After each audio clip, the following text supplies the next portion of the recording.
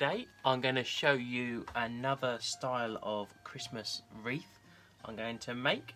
I've got another one of my metal rings that I bought when I did my fabric wreath. So I've got one of those, I've got my chopping board out, I've got some PVA glue, I've got some brown paper, just like brown wrapping paper, I've got a stapler, a plastic cup, some scissors and a Stanley knife or a cutting blade, and I've also got some birch bark. So this is silver birch. I went to the woods last week and there's a tree that's been fallen down for a number of years in a wood that I walk in, and all the bark has been peeling off slowly and just sort of laying next to the tree and on the tree. So I went and took a few pieces. It's a very big tree, so can't really notice this is gone. Yeah, so I've got a few, about 5 pieces like this, and it's really thin. It's sort of papery, but it is really strong, and it's really lovely textures on it, lots of different colours, different lines and things on it, so it's really nice, quite nice to work with. So what I'm going to be doing is I'm going to be cutting out some shapes. So here's one I've tried to make sure this works okay. So this is a piece of the bark, a circle. So I'm going to be cutting out some circles. I've got the cup, which I'm using as a template for the size, and I'm cutting them out with the blade. Once I've cut out enough to overlap around this ring, I'm going to use the brown paper, and I'm going to take a strip and wrap it around the paper, staple it together to form a base, and then glue these on top of the paper so there's a nice firm base for them to stick to. And then at the end I'll decide if I want to put any sort of other decoration on. I might put some pine cones on it or a ribbon or something like that. Yeah, so see how it sort of organically looks and what we feel like at the end. So the first step I'm going to do is cut out some ring circles. I'm going to cut out about 12 to start with. I think that should be about enough. So here's the first one I did. I'm just going to cut around this cup. I'm going to try and leave as much of the material as I can, because I'm going to try and use these bits for another project. So I'm getting it sort of right on the edge so I don't waste too much, and I'm just cutting around the cup.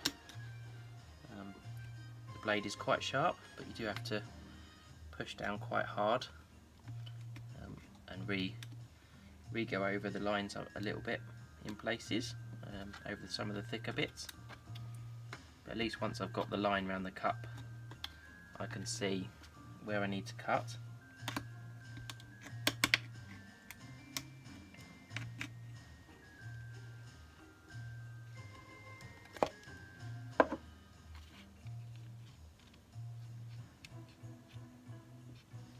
So here's my second piece finished cutting out.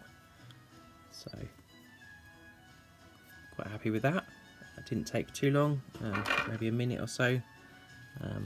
So yeah, not going to take too long to cut them all out. I've now cut out 12 of these lovely discs. So I've got 12 different ones. I tried to cut them all from similar looking pieces of bark. There's a few that are a little bit darker, there's sort of orange on that one, so yeah, some different textures.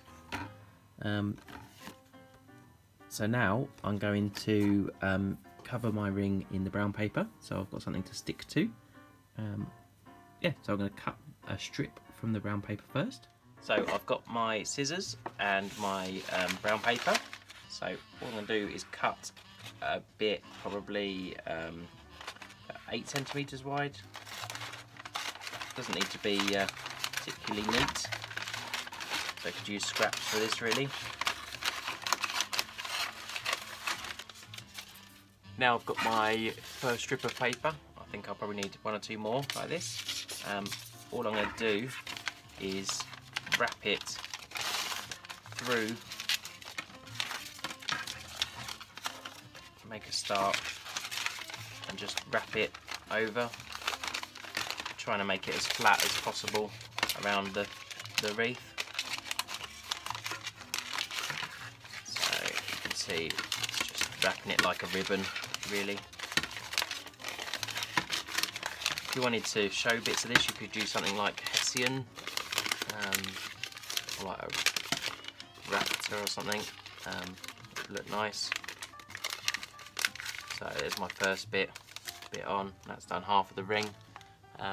Yeah, so I'll cut another bit, do the other half, and then I'll just staple it at either side there just to hold it in place. So there's my ring wrapped in brown paper. You can see just where I've stapled the ends together. So I just need 2.5 lengths of that roll of paper. So the final bit of this project is to glue the rings on. So I've got my PVA glue. I'm just going to put a few lines across the middle. I'm going to try and position these so the bark, you've got the lines that go across the tree, so horizontally across the tree. So I'm going to try and position them so they sort of all go horizontally, so it's got a sort of way it lays. So yeah, so I'm just going to put a few little lines across like that, and flatten them on.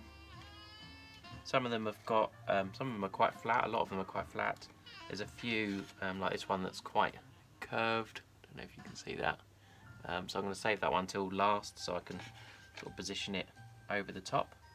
And I'm going to try and get 3 or 4 of these in a per sort of quarter of the ring. So like that, so they just overlap a little bit, but you can't see any of the background. So I'm just going to overlap enough.